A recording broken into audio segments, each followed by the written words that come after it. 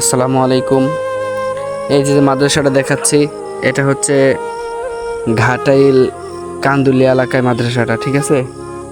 এই মাদ্রাসাটা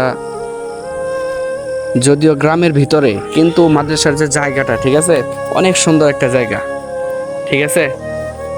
আচ্ছা, আপনাদেরকে দেখাচ্ছি মাদ্রাসাটা ঘুরিয়ে।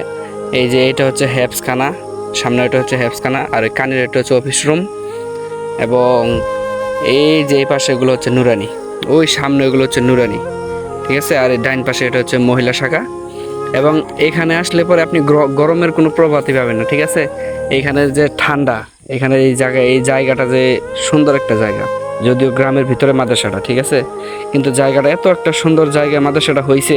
মাঠটাও যেমন অনেক বড়। এই জায়গাটার ডাইন পাশটা একটু দেখাই, এই যে দেখেন, ওয়াও নাইস, কত সুন্দর, বিশাল বড় এক চড়া, দেখছেন কত বড় একটা চড়া।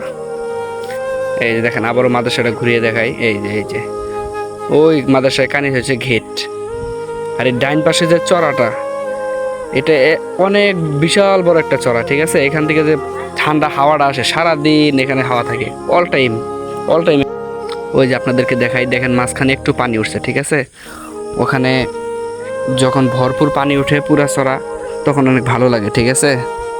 কিন্তু এখন মাঝখানে একটু পানি উঠছে, যার কারণে মানে পুরা চড়াটা এখনও পানি উঠে সারে নাই, অতটা ভালো লাগতেছে না। কিন্তু যখন পুরাটাই পানি ওঠে তখন আরও ভালো লাগে।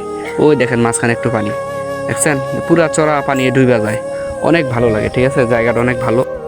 তো আপনাদের কাছে দোয়া চাইলাম, মাদ্রাসার সবার জন্য দোয়া করবেন, এই মাদ্রাসার জন্য, প্রতিষ্ঠানের জন্য দোয়া করবেন, এবং এখানকার সকল ছাত্রছাত্রীদের জন্য দোয়া করবেন।